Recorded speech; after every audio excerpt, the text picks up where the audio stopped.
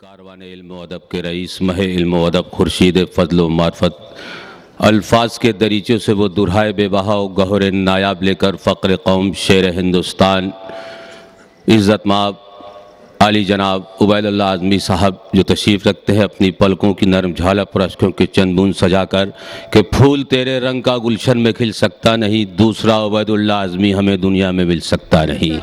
عبید اللہ کی شخصیت ہے وہ بلندی کا پہاڑ جو عزائم کے طوفانوں سے بھی ہل سکتا نہیں۔ کوشش سے عبید اللہ کے ادب سرفراز ہے، حاصل جہاں میں ان کو بڑا امتیاز ہے، یہ جس جگہ زمیں پہ رہے آسماں رہے، بزم ادب کو ان کے اجالوں پہ ناز ہے۔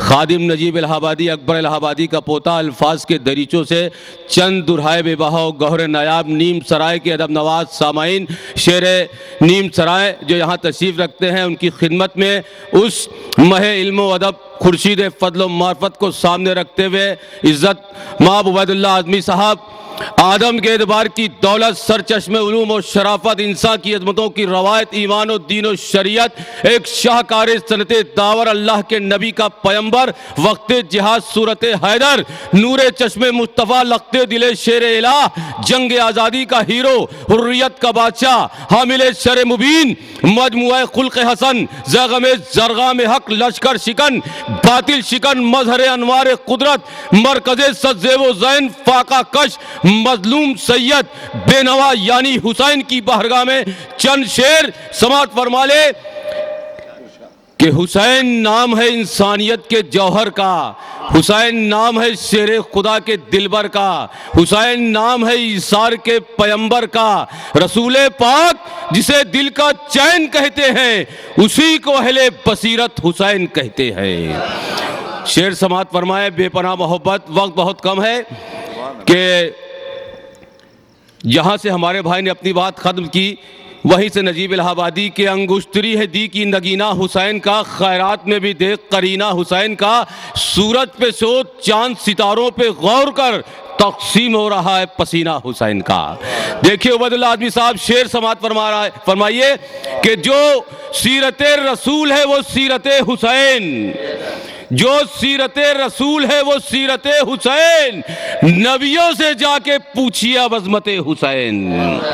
اور عبید اللہ صاحب کی بے پناہ محبت شفقت شیر ہندوستان کی خدمت میں کہ شیریں ہماری بات نہ محفل میں کیسے ہو، شیریں ہماری بات نہ محفل میں کیسے ہو، مشکیزہ خیال میں ہے شربت حسین، مشکیزہ خیال میں ہے، لاکھوں سلام کرتے ہیں بے پناہ محبت کہ مشکیزہ خیال میں ہے شربت حسین، آتے ہیں اس جگہ پہ مرادوں کے قافلے، درگاہ کو سامنے رکھتے ہوئے عزت مآب کہ آتے ہیں اس جگہ پہ مرادوں کے قافلے، کعبہ ہے آرزو کا در دولت حسین۔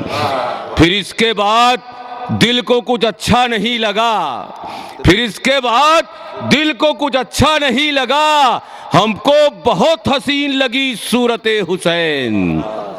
شعر سماعت فرمائیے، نیم سرائے کا پیغام، عبید اللہ اعظمی کا پیغام کہ بیعت کا ایک پرندہ بھی دکھتا نہیں کہیں، بیعت کا ایک پرندہ بھی دکھتا نہیں کہیں، جب سے میری نگاہ میں ہے تربت حسین۔ اور عزت مآب دو شعر اور سماعت فرما لیں، یہ شعر اگر پسند آئے تو دعا دے دیجیے گا کہ اے جبرائیل اپنے پروں کو سمیٹ لو، اے جبرائیل اپنے پروں کو سمیٹ لو، سایہ قبول کرتی نہیں غیرت حسین، اے جبرائیل اپنے پروں کو سمیٹ لو، سایہ قبول کرتی نہیں غیرت حسین۔ آداب سے بے پناہ محبت لاکھوں سلام کرتے ہیں اپنی پلکوں کی نرم جھالک پر اشکوں کے چند بوند سجا کر الفاظ کے دروج سے وہ درہائے بے بہا میزان عقل پہ گوہر رکھ کر شیر ہندوستان اپنے بڑے بھائی عبید اللہ اعظمی صاحب کو سلام کرتے ہیں، ان کی محبت بے پناہ دعا دیا کہ اے جبرائیل اپنے پروں کو سمیٹ لو، سایہ قبول کرتی نہیں غیرت حسین، مہکا دیا حسین نے کرب و بلا کا بخت، اترا رہی ہے آج لیے دولت حسین۔ مقطع سماعت فرما لیں، وقت بہت کم ہے کہ مداحی حسین، تمام شعراء کرام کی جانب سے یہ شعر کہ مداحی حسین عبادت سے کم نہیں، مداحی حسین عبادت سے کم نہیں، جاری رہے نجیب یوں ہی مدحت حسین۔ آئیے حضرات، تم آؤ یا کہ نہ آؤ بلا رہا ہوں میں، تصورات کو جھولا جھولا رہا ہوں میں، چلے بھی آؤ ذرا میری آبرو رکھ لو کہ اپنا جان کے تم کو بلا رہا ہوں میں۔ یہ وہ عزت جو حصے میں تیرے آئی ہے، مرثیہ پڑھنے سے ممبر پہ جگہ پائی ہے۔ عزت مآب فقر قوم، شیر ہندوستان، کاروان علم و ادب کے رئیس، ایک انجمن علم و لیاقت، ہمارے بھائی عزت مآب جناب عبید اللہ اعظمی صاحب مائک پر تشریف لا رہے ہیں۔ نعرہ صلوات، نعرہ رسالت۔ آئیے جناب، بے پناہ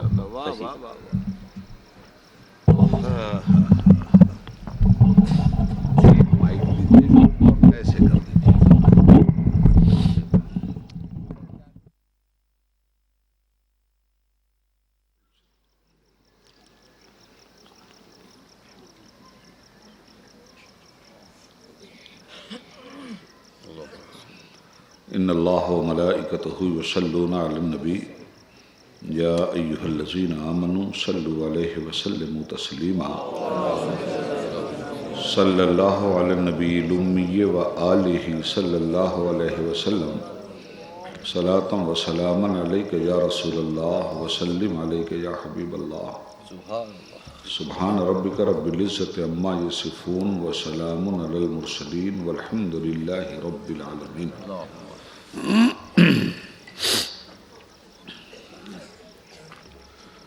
نحمدہ و نصلی علی حبیبہ الکریم۔ الحمدللہ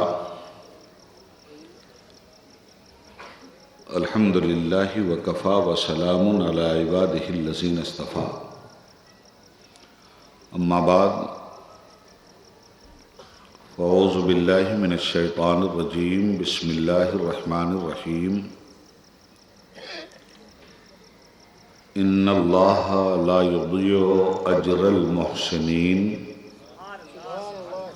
آمنت باللہ، صدق اللہ العلی العظیم، وبلغنا رسولہ النبی الامین الکریم الرؤوف الرحیم، ونحن علی ذلک لمن الشاہدین والشاکرین، فالحمد للہ رب العالمین۔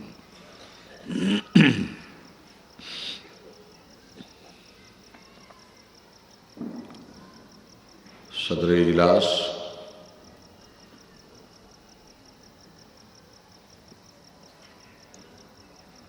محترم معزز برادران ملت اسلامیہ،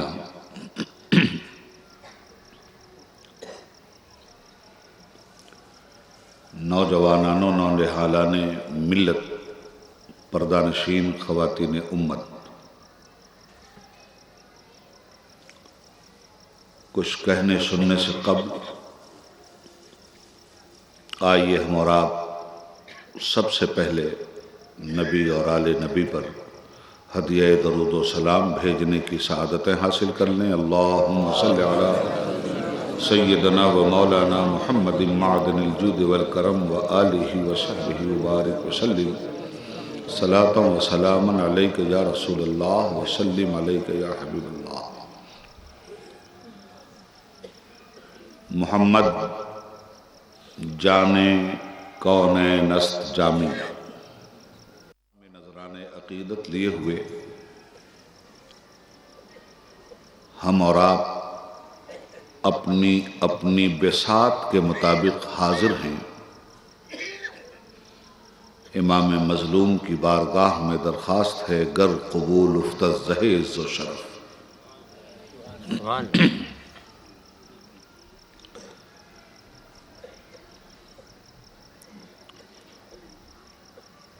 حضرات گرامی، ہر سال کی طرح امسال بھی نیم سرائے کے محبان اہل بیت نے اپنے آقا کی بارگاہ میں غلامی کا نذرانہ پیش کرنے کے لیے ہم جیسے اہل بیت اعظام کے نوکر و چاکر کو ان کی درگاہ معلیٰ میں زبان سے جاروب کشی کرنے کے لیے طلب کیا ہے۔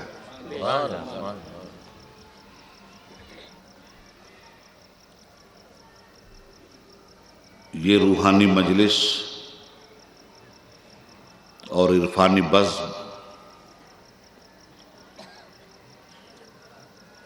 اس کے نام سے قائم ہے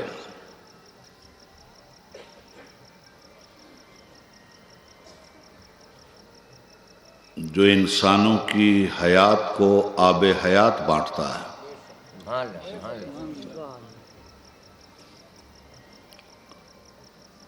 جو عشق خدا میں جب سجدہ آگہی پیش کرنے کے لیے اترتا ہے، دنیا پانی سے وضو کرتی ہے، وہ لہو سے وضو کرتا ہے۔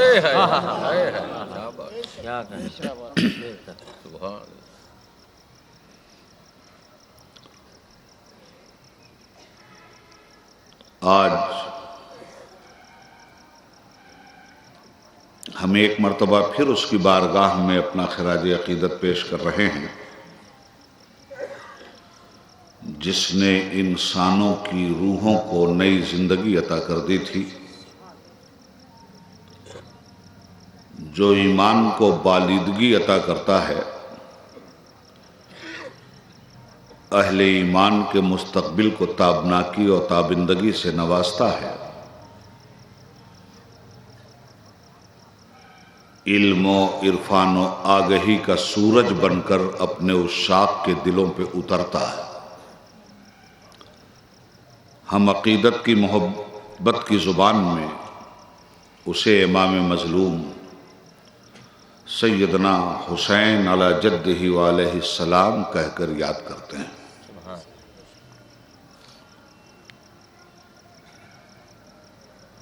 تاریخ انسانی گواہ ہے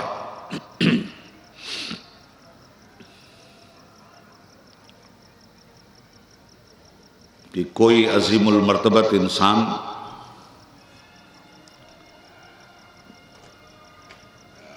زندگی کے کسی بھی میدان میں فاتحانہ شان سے جب اس میدان کو سر کر لیتا ہے تو تاریخ کے دروازے اس شخصیت پہ کھل جاتے ہیں اور وقت کا مورخ اسے فراموش نہیں کرتا، آنے والے دور کی امانت بنا کر اسے پیش کر دیا کرتا ہے، اور وہ تاریخ کے درپن میں ہمیشہ انسانیت کے لیے رہنمائی کا نور سوغات کی شکل میں پیش کرتا ہے۔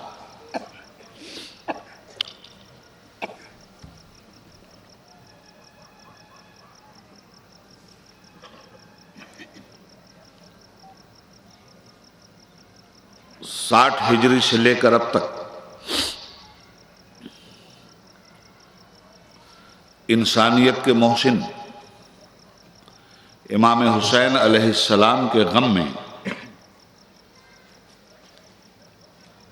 درد مند لوگوں نے اتنے آنسو بہائے ہیں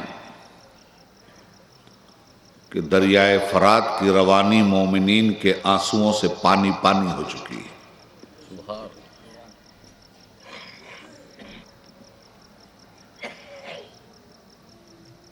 اور آج عشق کی بستی پہ کو بسائے ہوئے مسلمان کہتا ہے، اے کربلا کی خاک اس احسان کو نہ بھول، اے کربلا کی خاک اس احسان کو نہ بھول، تڑپی ہے تجھ پہ لاش جگر گوش ہے رسول،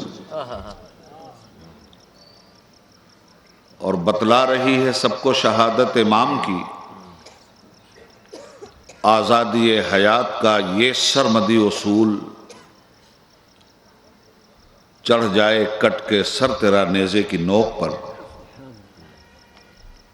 لیکن تو فاسقوں کی اطاعت نہ کر قبول۔ حسین کیا ہیں؟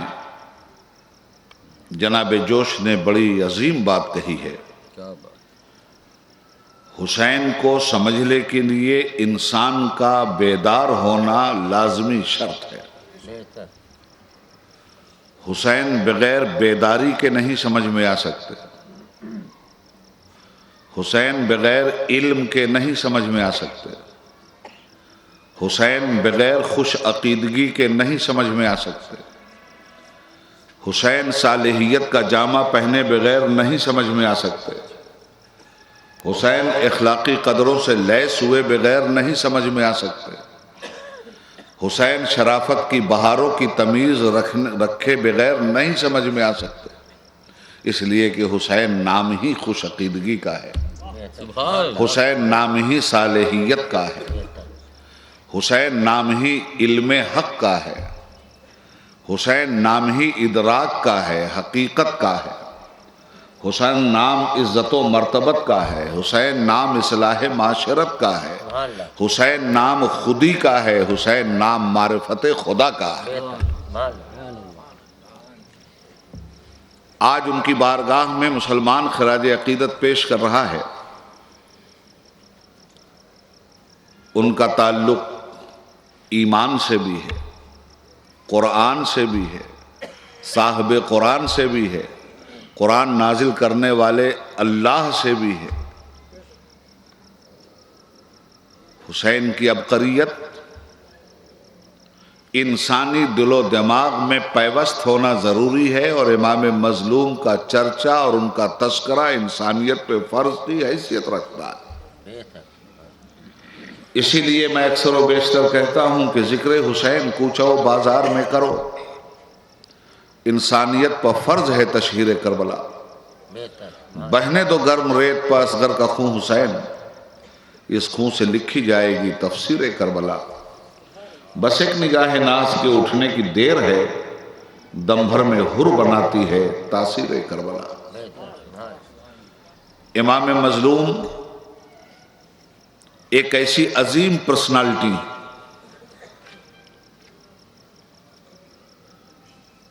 جس عظیم پرسنالٹی پر جب گفتگو کے دروازے کھلتے ہیں اور اشہب قلم چلنے لگتا ہے تو حقیقتوں کے ساتھ ساتھ افسانے بھی در آتے ہیں، مگر اہل ایمان ان افسانوں کو دھان کی کھیتی میں اگنے والی گھاس کو پہچان لیتے ہیں اور گھاس کو دھان کی فصل سے الگ کر کے دھان کی حیثیت دنیا کو بتا دیتے ہیں۔ اسی طرح امام مظلوم کی حقیقت کے ساتھ جو افسانے جوڑے جاتے ہیں، توہین کے جو راستے نکالے جاتے ہیں یا مبالغہ آرائی کی جو قسمیں سامنے آتی ہیں، امام کی بے غبار حقیقت مآب زندگی نہ توہین کے زمرے میں آ سکتی ہے، نہ مبالغہ آرائی سے ان کی دامن عظمت میں کوئی چار چاند لگا سکتا ہے۔ حسین کی عظمتوں کو بیان کرنے کے لیے مبالغوں کی ضرورت نہیں، حسین کی عظمت اپنی حقیقت اور سچائی اور عظمت کو بیان کرنے کے لیے خود کافی ہے۔ کسی مبالغے کے ذریعے ہم حسین کی عظمت نہیں بیان کرتے، حسین کی توہین کرتے ہیں، اور توہین کی بنیاد پر تو نار جہیم جانے کا راستہ ہی نکلتا ہے، جنت کی خوشبو سونگھنے کا کوئی سوال نہیں پیدا ہوتا۔ پروردگار عالم ارشاد فرماتا ہے کہ انسانی طبقات میں کچھ ایسے لوگ ہیں جن کے اجر کو ہم ضائع نہیں کرتے۔ پتہ یہ چلا کہ اجر ضائع بھی ہوتا ہے۔ کچھ لوگ ایسے ہیں جن کے اجر کو ہم ضائع نہیں کرتے، اور کچھ لوگ ایسے ہیں جو مقام ادب کو اگر نہ سمجھیں تو اجر بھی ضائع کر دیا جاتا ہے۔ اس کی ایک مثال قرآن کریم ہی سے لیجئے۔ سورہ حجرات میں پروردگار عالم ارشاد فرماتا ہے، اور جس سندرب میں، جس بیک گراؤنڈ میں، جس پس منظر میں فرماتا ہے اس پس منظر کو سامنے رکھیے۔ نبی کونین صلی اللہ علیہ وسلم کی بزم نبوت سجی ہوئی، بارگاہ رسالت میں ان کے عشاق بیٹھے ہوئے ہیں، صحابہ در دولت پہ حاضر خدمت، باتیں چل رہی ہیں۔ دوران گفتگو انسان کی سرشت اور فطرت ہے کہ بات کرتے کرتے اپنی آواز کو بلند کر دیتا ہے۔ اپنی بات کو منوانے کے لیے انسان بڑے ہی فورس کے ساتھ اپنی بات کہتا ہے۔ مصطفیٰ کی بارگاہ عظمت و احترام میں بیٹھے ہیں صحابہ، باتیں چل رہی ہیں، اختلاف رائے ہے، اور اختلاف رائے میں اپنی گفتگو کی عظمت کا لوہا منوانے کے لیے لوگ زور زور سے بولنے لگے ہیں۔ مشیت کو ناگوار ہوئی یہ بات، اور آسمان سے قانون ادب و احترام لے کر سدرۃ المنتہا پہ چہکنے والی بلبل جناب جبریل باغ رسالت و نبوت میں چہکنے لگے۔ یا ایھا الذین آمنوا لا ترفعوا اصواتکم فوق صوت النبی ولا تجہروا لہ بالقول کجہر بعضکم لبعض ان تحبط اعمالکم وانتم لا تشعرون۔ اے اہل ایمان، میرے مصطفیٰ کی بزم میں بیٹھے ہو تو بزم میں بیٹھنے کا سلیقہ سیکھو، بارگاہ نبوت کے آداب سیکھو، اور ان کی بزم محبت میں اس طرح باتیں مت کیا کرو جس طرح آپس میں بے تکلفی سے باتیں کرتے ہو۔ اگر تم نے اپنی یہ روش نہیں بدلی تو تم صاحبان ایمان بھی ہو، صاحبان عمل بھی ہو، صاحبان اجر بھی ہو، صاحبان سجدہ بھی ہو، صاحبان رشد و ہدایت بھی ہو، صاحبان تقوی بھی ہو، صاحبان فتویٰ بھی ہو، ہر فضیلت کے جامع بھی ہو نبوت کے سوا، مگر یاد رکھنا اس بات کو کہ ان فضیلتوں کا اجر نہیں ملے گا اگر بارگاہ نبوت کا ادب نہیں رہا، ان سجدوں کا اجر نہیں ملے گا اگر بارگاہ نبوت کا ادب نہیں رہا، ان رکوع کا اور سجود کا، تسبیح کا، تحلیل کا اجر ضائع کر دیا جائے گا۔ ان تحبط اعمالکم، ہم برباد کر دیں گے تمہارے سارے اعمال، ہم برباد کر دیں گے تمہارے عمل کی بساط، ہم برباد کر دیں گے تمہارے اعمال حسنہ، اور برباد بھی اس طرح نہیں کریں گے کہ تمہیں خبر ہو جائے، ہم برباد کریں گے اور تمہیں خبر بھی نہیں ہوگی۔ ان تحبط اعمالکم وانتم لا تشعرون، اعمال ہبت کر لیے جائیں گے، ضبط کر لیے جائیں گے، اجر ختم کر دیا جائے گا اور تمہیں شعور بھی نہیں ہونے دیں گے۔ اس کا مطلب کیا ہوا؟ اس کے مطلب کو نظر میں رکھیے گا۔ اجر لے لیں گے، تمہیں خبر نہیں ہوگی، اعمال غارت کر دیں گے اور تمہیں خبر نہیں ہوگی۔ اس کی مثال مجھ سے یوں لیجئے کہ ایک انسان روزانہ دولت جمع کرتا ہے، باہر سے دولت لاتا ہے تو رکھتا کہاں ہے؟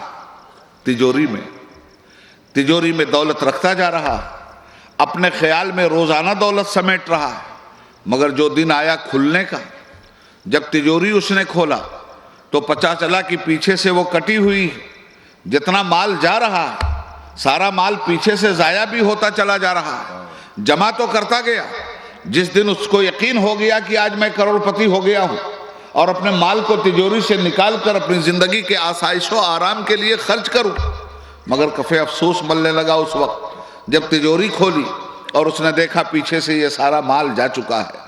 اللہ بتانا چاہتا ہے بارگاہ نبوت کا احترام، اے سجدے والو، اے رکوع والو، اے تسبیح والو، اے تحلیل والو، اے زہد والو، اے علم والو، اے ہنر والو، بارگاہ نبوت کے احترام کو ہمیشہ مد نظر رکھنا، اور اگر بارگاہ نبوت و رسالت کے احترام میں ذرہ برابر بھی کمی واقع ہوئی تو ان تحبط اعمالکم وانتم لا تشعرون، اعمال غارت کر دیں گے، تمہیں پتہ بھی نہیں ہونے دیں گے۔ اس کا مطلب جانتے ہیں کیا ہوا؟ تم نمازیں پڑھتے رہنا، ہم نمازیں چھڑوائیں گے بھی نہیں، جب پتہ چل جائے کہ اعمال غارت ہو رہے ہیں، اعمال قبول نہیں ہوں گے تو آدمی اعمال کی کثرت کیوں کرے گا؟ آدمی اعمال کے لیے محنت کیوں کرے گا؟ آدمی اعمال کے لیے مشقت کیوں کرے گا؟ پروردگار کہہ رہا ہے ہم شعور بھی نہیں ہونے دیں گے کہ اعمال غارت ہو رہے ہیں. تم سے سجدے بھی کروائیں گے اور قبول بھی نہیں کریں گے. تم سے فتوے بھی دلوائیں گے, قبول بھی نہیں کریں گے. تم سے تقوی کی راہ پہ بھی تمہیں چلائیں گے اور قبول بھی نہیں کریں گے. پتہ یہ چلا کہ اجر ضائع بھی ہوتا ہے. کس طرح کے لوگوں کا ضائع ہوتا ہے قرآن کریم نے اس کی توضیح کر دی, اس کی تشریح کر دی, اس کی تفصیل بتا دی. یہی قرآن کریم دوسری آیت میں کہتا ہے کچھ ایسے بندے ہیں جو مذہبی رموز و نکات پر باخبر ہو کر کام کرتے ہیں, تو ان اللہ لا یضیع اجر المحسنین, ہم ان محسنین کا اجر کبھی ضائع نہیں کرتے. محسنین کا اجر ضائع نہیں ہوتا. احسان کرنے والے کا اجر ضائع نہیں ہوتا. اور احسان کرنے والوں سے عرب می گوید جد ولا تمنن لأن الفائدۃ الیک عائدہ, احسان کرو اور جتاؤ مت. احسان کرو اور جتاؤ مت, اس لیے کہ اس احسان کا فائدہ ہر حال میں تمہاری طرف پلٹ کر آئے گا. ان اللہ لا یضیع اجر المحسنین, بے شک اللہ تعالی محسنین کے اجر کو ضائع نہیں کرتا. محسنین کی اس جماعت میں ایک ایسا معتبر اور مستند نام ہے جس نام پر امت فدا ہے, جسے ہم تاجدار کربلا کہتے ہیں, جسے ہم صاحب جود و سخا کہتے ہیں, جسے ہم سیدہ کا لال کہتے ہیں, جسے ہم دین کا مہپارہ کہتے ہیں, جسے ہم نبی کا راج دلارہ کہتے ہیں, جسے ہم حیدر کرار کی آنکھوں کا تارہ کہتے ہیں, جس کا نام حسین ہے. اور اگر پیش اور زبر نہ لگایا جائے تو حسین کو لوگ حسین بھی پڑھیں گے, اور حسین حسین ہے بھی. یہ روایت بیان کرنے سے فائدہ خالی نہیں جائے گا کہ جب پیدا ہوئے تھے حسن تو مصطفیٰ نے پوچھا علی بچے کا نام کیا رکھا؟ کہنے لگے حضور میں نے ان کا نام حرب رکھا.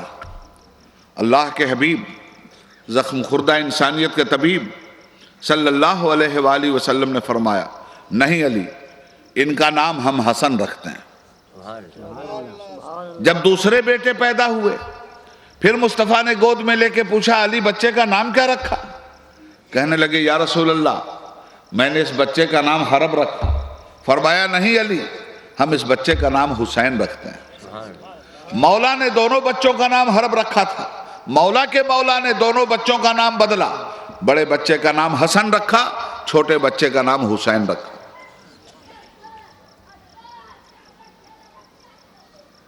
حضرات قرآن کریم میں ایک لفظ ہے حسنہ, اور آیت کی ترتیب کے ساتھ آپ پڑھتے ہیں وَلِلَّهِ الْأَسْمَاءُ الْحُسْنَى. حسنہ کے معنی ہے حسین.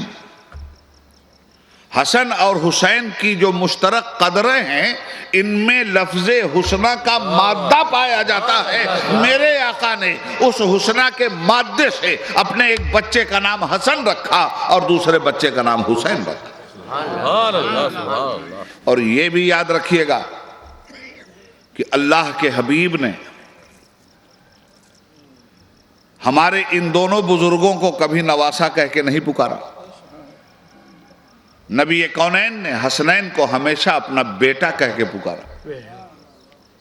دونوں بچوں کو سامنے رکھ کر میرے مصطفیٰ اپنی امت سے تعارف کرواتے تھے. یہ جنت کے پھول ہیں, یہ تمہارے رسول کے پھول ہیں, تمہارا نبی انہیں چومتا بھی ہے, تمہارا نبی انہیں سونگتا بھی ہے. یہ میری بیٹی کے بیٹے ہیں, یہ میرے بیٹے ہیں. جہاں جہاں حدیث مصطفیٰ آپ کو ملے گی, باب المناقب فی اہل بیت, جہاں جہاں حدیث آپ کو ملے گی, حدیث میں یہ بات واضح طور پر آتی ہے کہ میرے آقا فرماتے ہیں یہ دونوں میری بیٹی کے بیٹے ہیں, یہ دونوں میرے بیٹے ہیں. हुजूर ने बेटी के बेटों को अपना बेटा कहा है। ये बेटा कहने में क्या मसलहत थी? बेटा क्यों कह रहे थे? और बात सिर्फ बेटा ही कहने तक नहीं रही, एक मंजिल तो वो आई जहां मुस्तफा फरमाते हैं हुसैन मिन्नी अना मिन हुसैन, हुसैन मुझसे हैं, मैं हुसैन से हूं, मैं तशरीह इसकी करूंगा। ये बात तो समझ में आती है कि नाना से नवासा होता है, मगर ये बात अक्ल तस्लीम नहीं करती कि नवासे से नाना होता है। ये बात समझ में आती है कि बाप से बेटा होता है, मगर ये बात समझ में नहीं आती कि बेटे से बाप होता है। मेरे मुस्तफ़ा कहते हैं हुसैन मिन्नी अना मिन हुसैन। मैं इन रवायतों से आगे बढ़ते हुए अपनी तकरीर में काम लूंगा। हुसैन मुझसे हैं, मैं हुसैन से। नबी कौनैन सल्लल्लाहु अलैहि वसल्लम एक मौके पे अपने असहाब से फरमाते हैं, ऐ असहाब मुस्तफ़ा, ये हुसैन है, इन्हें पहचान लो, ये हुसैन है। मनाक़िब अहले बैत देखिए, ये हुसैन है, इन्हें पहचान लो। जिसने पहचाना वो जन्नती है, जिसने नहीं पहचाना महरूम जन्नत है। करबल की धरती पर 9वीं मुहर्रम तक हुर इब्ने रियाही जहन्नम की राह पे चल रहा था, मगर ये हदीस उसके काम आ गई। पहचान लो ये मेरे हुसैन है। 10वीं मुहर्रम को पहचान लिया उसने तिश्ना लब को, 10वीं मुहर्रम को पहचान लिया खुदा के नाम पे फाका कश को। अरे तिश्ना लबी की बात तो यूं ही कही जाती है। दरियाए फरात के मोहताज नहीं थे हुसैन। ईमा के जहां पड़ते हैं कदम, पैदा वहीं जमजम होता है। खड़ा था अब्रे करम, सैकड़ों फरात लिए, मगर उठी न रजा केश उंगलियां शब्बीर। खलील भी सरे बागे अरम ये मान गए, वफा शियारों के हैं मीरे कारवां शब्बीर। इमाम मजलूम की हैसियतों को मेरे आका बतला रहे हैं। हमारे नबी की जात जामे उस सिफात है, हर कमाल की तकमील मुस्तफ़ा पे कर दी गई। हुस्न यूसुफ, दम ईसा, यद बैजादारी, उनके खूबा हमादारन तू तन्हादारी। यही बोले सिदरा वाले, चमने जहां के थाले, सभी मैंने छान डाले, तेरे पाए का ना पाया, तुझे एक ने एक बनाया, तुझे हमद है खुदाया, तुझे हमद है खुदाया। हजरत जामी कहते हैं आफाकहा गर्दीदाम, जब जनाब जिब्रील की जुबान से जामी बोल रहे हैं, आफाकहा गर्दीदाम मोहरे बुता वर्जीदाम, बिसियार खूबा दीदाम, लेकिन तू चीजें दीगरी। जब बनाया ही नहीं अल्लाह ने उनके जैसा, तो तलाश करने वाले उनके जैसा क्यों तलाश कर रहे हैं? और उन्हें अगर अपने ही जैसा कहने का खब्त सवार है तो अपने जैसे इंसानों पे नजर भी डाल लो। कुरान कहता है खलकल इंसान ज़ईफ़ा, इंसान कमजोर पैदा किया गया है। कुरान कहता है वल असर इन्नल इंसान लफी खुस्र, इंसान घाटे में है। कुरान कहता है वकानल इंसान अजूला, इंसान उजलतबाज है। कुरान कहता है इन्नहु कान ज़लूमन जहूला, इंसान जालिम भी है, जाहिल भी है। तो अगर मुस्तफ़ा तुम्हारे ही जैसे हैं तो तुम बताओ कि यह है इंसानों की शक्ल जो कुरान दिखा रहा है, इनमें से मुस्तफ़ा कैसे हैं? इन्नहु कान ज़लूमन जहूला, क्या मुस्तफ़ा को जालिम और जाहिल कहोगे? वल असर इन्नल इंसान लफी खुस्र, इंसान की शक्ल में देखकर क्या मुस्तफ़ा को घाटे वाला कहोगे? खुलकल इंसान ज़ईफ़ा, क्या इंसान की शक्ल में देखकर मुस्तफ़ा को ज़ईफ़ और कमज़ोर कहोगे?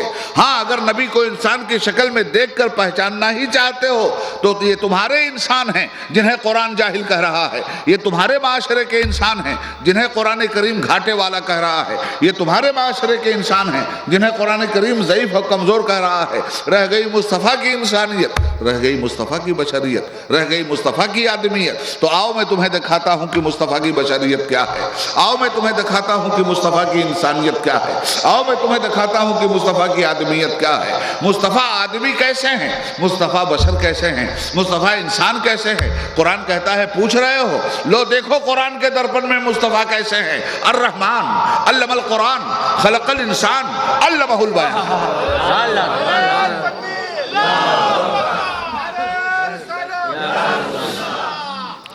اس انسان کامل کی زندگی کا ہر جز دوسرے انسانوں کے کل پہ بھاری ہے. ذرا دماغ لگائیے گا. اس انسان کامل کے وجود ناز کا ہر حصہ مکمل ہے. اسی لیے نبی معظم علیہ الصلوۃ والسلام جتنے انبیاء اور رسول اس دنیا میں آئے، نبیوں میں جزوی طور پر جو انفرادیت تھی، نبیوں میں انفرادی طور پہ جو کمالات تھے، ان تمامی تر کمالات کو ایک ذات میں اللہ نے جمع کیا جس کا نام محمد ہے صلی اللہ علیہ وآلہ وسلم. آدم کی آدمیت ان کی ذات میں، نوح کی شجاعت ان کی ذات میں، شیش کی معرفت ان کی ذات میں، صالح کی صالحیت ان کی ذات میں، خلیل کی خلت ان کی ذات میں، اسماعیل کا ذبح و ایثار ان کی ذات میں، اسحاق کی رضا ان کی ذات میں، داؤد کی خلافت ان کی ذات میں، سلیمان کی بادشاہت ان کی ذات میں، زکریا کی معصومیت ان کی ذات میں، موسیٰ کا جلال ان کی ذات میں، عیسیٰ کا جمال ان کی ذات میں. غرض یہ کہ ہر کمال ذات محمدی علیہ الصلوۃ والسلام کے اندر موجود ہے. یہ ہمارا عقیدہ ہے. مگر اے عقیدے والو، یہاں مجھے تم سے ایک بات کہنی ہے. جس نبی کے پاس جو وصف ہے، جو کمال ہے، جو انفرادیت ہے، وہ ہمارے نبی کی ذات میں موجود ہے. اور اگر نبی کی ذات میں موجود نہ ہو تو پھر انبیاء ما سبق میں جن کے پاس وہ کمال موجود ہے اور خاتم النبیین کی ذات میں اگر وہ کمال نہیں ہے تو وہ نبی جو خاتم النبیین سے پہلے آیا ہے، وہ نبی اپنے انفرادی کمال میں خاتم النبیین سے آگے بڑھ جائے گا. وہ نبی اپنے انفرادی کمال میں آخری نبی سے افضل قرار پائے گا. مثال کے طور پر بہت سارے انبیاء ایسے گزرے ہیں جو خود بھی نبی تھے، ان کے بیٹے بھی نبی تھے. خود بھی نبی تھے اور ان کے بیٹے بھی نبی تھے. اب حضور کے بیٹے تھے حضرت ابراہیم، جو صغر سنی میں انتقال کر گئے، اور اللہ کے حبیب اپنے زانوِ مقدس پر اپنے بیٹے کو لیے ہوئے تھے. آنکھوں سے آنسو جاری تھے اور اپنے بچے کی میت کو مخاطب کر کے کہہ رہے تھے، اے ابراہیم، تمہاری موت نے ہمیں غمگین بنا دیا. اے ابراہیم، تمہاری موت سے غم میں ہماری آنکھوں سے اشک رواں. مگر اے ابراہیم، ہم اپنی زبان سے کوئی ایسا جملہ نہیں کہیں گے جو ہمارے رب کو پسند نہ ہو. یہ کیا ہے؟ یہ نبی پاک کی دعوت ہے امت کے لیے. بیٹے کا غم تو ہے، آنکھیں اشک بار تو ہیں، مگر مصطفیٰ ہمیں درس حیات دے رہے ہیں کہ اے میرے گزرے ہوئے بیٹے، میں اپنی زبان سے اس دکھ درد کے باوجود کوئی ایسی بات نہیں کہوں گا جو میرے رب کو ناپسند. معلوم یہ ہوا کہ مصطفیٰ نے وہ صراط مستقیم انسانیت کو عطا فرمایا کہ جیو تو اس طرح جیو کہ رب کی رضا سامنے ہو. جو بات رب کو ناپسند ہو اس کے قریب بھی مت جاؤ. اللہ کے حبیب نے اپنی زندگی میں یہ نمونہ عمل برت کر ہمیں دکھلایا ہے. اسی لیے قرآن کریم میں فرمایا ہے، لقد کان فی رسول اللہ اسوۃ حسنہ. اے لوگو، مصطفیٰ کی زندگی میں تمہارے لیے بہترین نمونہ. اس نمونہ علم و یقین نے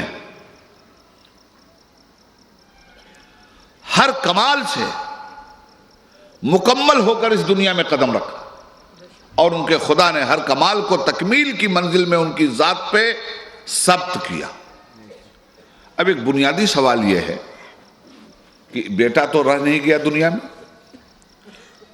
بیٹے ان کے رہتے حضرت ابراہیم اور نبوت نہ ملتی تو حضرت یعقوب کا بیٹا نبی، حضرت ابراہیم کا بیٹا نبی. یہ انفرادیت جو ان نبیوں کی ہے کہ وہ بذات خود نبی، ان کی اولاد نبی.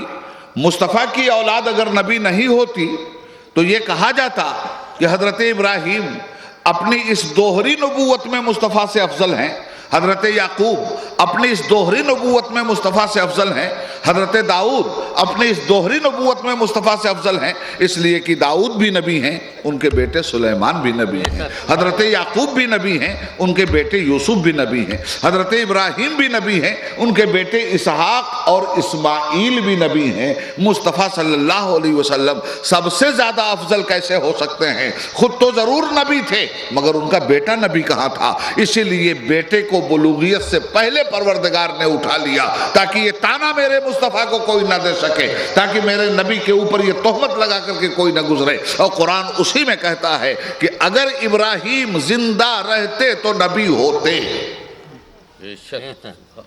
اس پر غور کیجئے گا، قرآن کہتا ہے اگر ابراہیم زندہ رہتے تو نبی ہوتے۔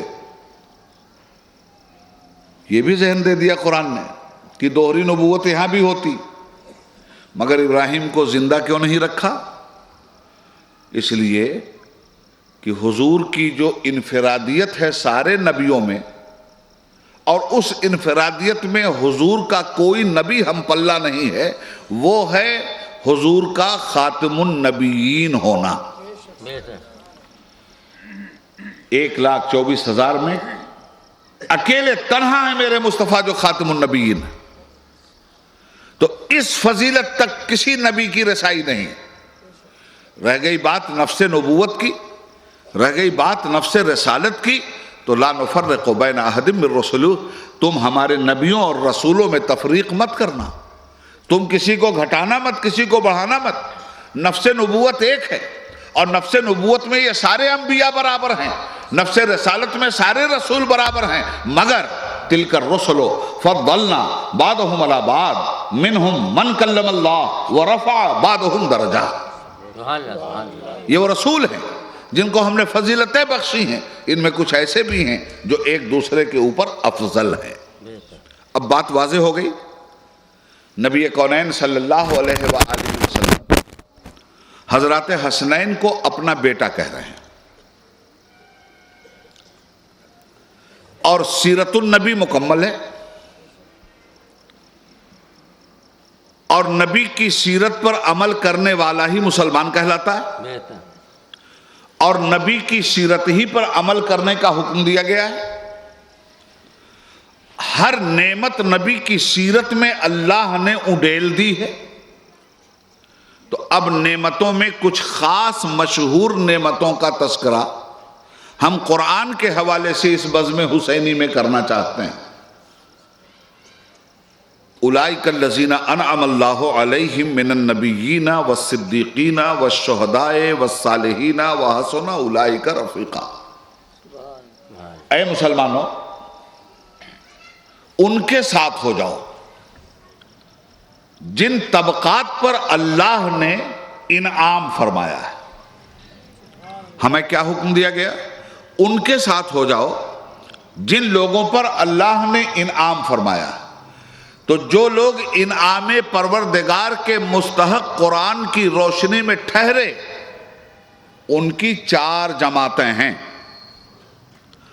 ایک جماعت کو قرآن نبیین کہہ رہا،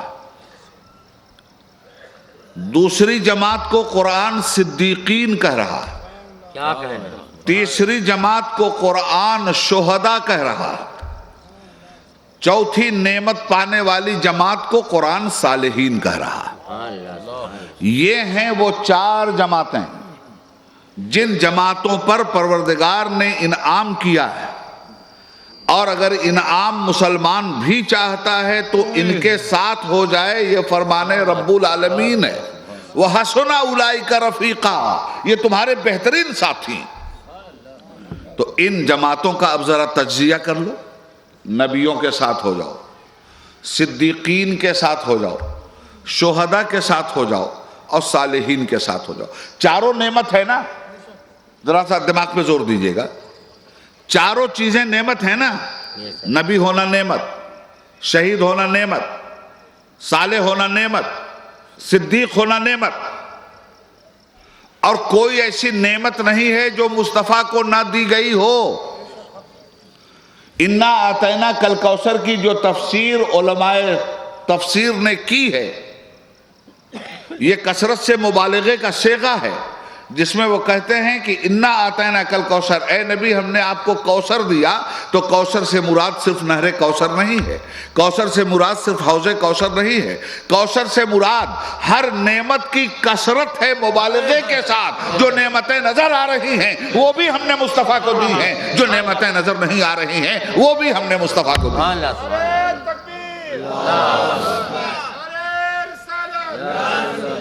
ذرا اچھی طرح سے بات کو سمجھیے گا۔ تو جب ہر نعمت کے مصطفیٰ مالک ہیں تو نبوت کی نعمت کے بھی مالک ہیں وہ، صدیقیت کی نعمت کے بھی مالک ہیں وہ، صالحیت کی نعمت کے بھی مالک ہیں وہ۔ ایک چیز ہے شہادت، شہادت اللہ کی طرف سے اس کے بندوں کے لیے بہت بڑی نعمت۔ مسلمان، عام مسلمان کے مقابلے میں جو شہید افضل ہوتا ہے اس کی وجہ کیا ہے؟ عام مسلمان اپنے رب کے وحدانیت کی گواہی اپنی زبان سے دیتا ہے، اور شہید اپنے رب کی وحدانیت و صداقت کی گواہی اپنے خون سے دیتا ہے۔ تو جب شہادت ایک نعمت ہے اور مصطفیٰ ہر نعمت کے جامع ہیں، تو اب ذرا مصطفیٰ کی 63 سالہ ظاہری زندگی میں مجھے شہادت دکھلاؤ۔ کس میدان میں نبی شہید کیے گئے ہیں مجھے بتاؤ۔ تو جب مصطفیٰ کسی میدان میں شہید ہی نہیں کیے گئے تو بظاہر تو مصطفیٰ کی ذات شہادت سے محروم نظر آ رہی ہے، اور اگر حضور کی شہادت واقع ہوئی ہے تو وہ میدان بتلا دو، اگر حضور کی شہادت واقع ہوئی ہو تو وہ جگہ بتلا دو۔ تاریخ وہ میدان بتانے کے لیے تیار نہیں ہے، تاریخ وہ جگہ بتانے کے لیے تیار نہیں ہے، اس لیے کہ مصطفیٰ کی شہادت نہیں ہوئی ہے۔ تو جب مصطفیٰ کی شہادت نہیں ہوئی ہے تو شہادت اللہ کی ایک نعمت ہے، اور ہمارا دعویٰ ہے کہ مصطفیٰ جامع نعم ہے، تو یہ شہادت حضور کے اندر کہاں ہے؟ حضرت زکریا میں یہ شہادت موجود ہے، حضرت یحییٰ میں یہ شہادت موجود ہے۔ انبیاء ایسے گزرے ہیں جو شہادت کی منزلوں سے گزرے ہیں، تو جزوی طور پر وہ نبی جو شہید ہوا ہے، کیا ہمارے پیغمبر کے مقابلے میں شہادت کے باب میں ہمارے پیغمبر سے افضل نہیں ہے؟ اللہ تعالیٰ نے اس سوال کا بھی جواب ہمیں دیا ہے۔ ہمارا نبی شہید ہے، ہمارے نبی کی شہادت ہوئی ہے۔ اب شہادت کس طرح ہوئی ہے اور شہید نبی کس طرح ہے؟ تو اب یہاں پھر میں ذرا معنی خیز باتیں ہیں، ذہن میں رکھیے گا، کام آئیں۔ یہاں پھر میں علمی تحقیق کا سہارا لوں گا۔ شہادت کی دو معروف قسمیں ہیں، ایک شہادت کو شہادت سری کہتے ہیں، دوسری شہادت کو شہادت جہری کہتے ہیں۔ سری شہادت منس چھپی ہوئی شہادت اور چھوٹی شہادت، جہری شہادت منس چھپی ہوئی شہادت اور بڑی شہادت، ظاہر شہادت۔ ذہن میں رکھیے گا تاکہ حسنین کی حیثیت سمجھ میں آئے آپ کی، تاکہ حسنین کی عظمت سمجھ میں آئے آپ کی۔ ایک شہادت ہے شہادت سری، اور ایک شہادت ہے شہادت جہری۔ شہادت سری کہتے ہیں چھپی ہوئی شہادت کو، شہادت جہری کہتے ہیں چھپی ہوئی شہادت کو۔ اچھا، اب آئیے پہلے اپنے مصطفیٰ کی ذات میں دیکھیں کہ حضور کی ذات میں شہادت سری موجود ہے یا نہیں، حضور کی ذات میں شہادت جہری موجود ہے کہ نہیں۔ تو اب شہادت سری اور شہادت جہری کے مفہوم کو بھی سمجھیے۔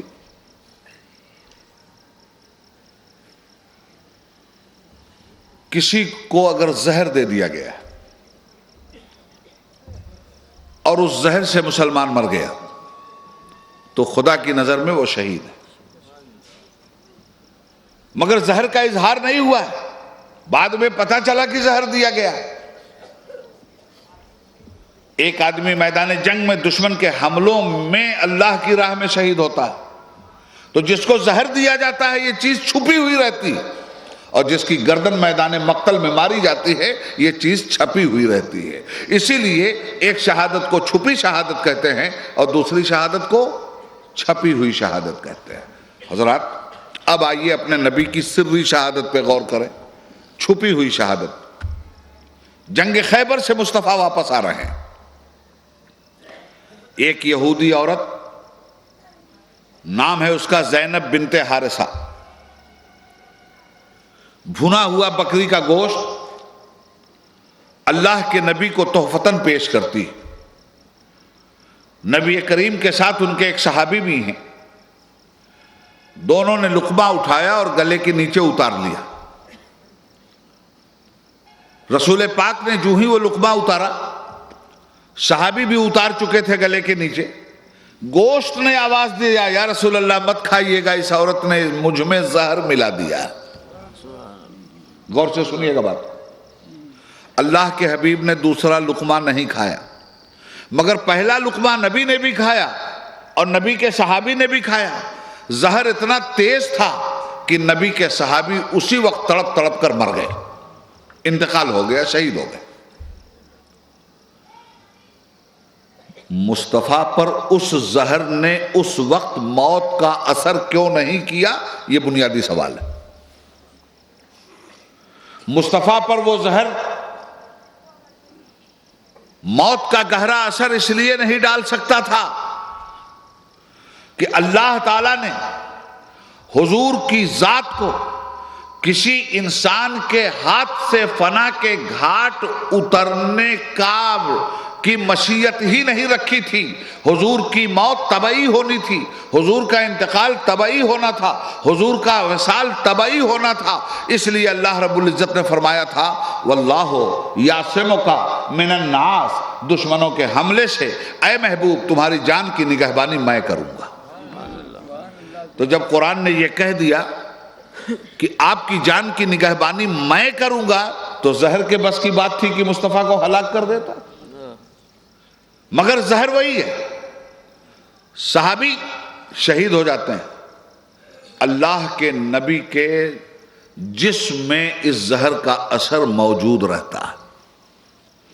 اور ہمیں مرض وصال کی وہ حدیث یاد آ رہی ہے جس میں نبی کونین صلی اللہ علیہ وسلم ام المومنین حضرت عائشہ صدیقہ سے کہتے ہیں اے عائشہ میں اس وقت جاکنی کے عالم میں اس وقت مرض الموت اور وصال کے عالم میں اس زہر کو محسوس کر رہا ہوں جو زہر مجھے جنگ خیبر کے موقع پر ایک یہودیہ عورت نے دیا تھا. مجھے یہ لگتا ہے کہ یہ زہر میری آخری سانس کے ساتھ چلا جائے گا, آخری سانس چھینے گا. تو شہادت سری تو نبی کی ذات پر واقع ہوئی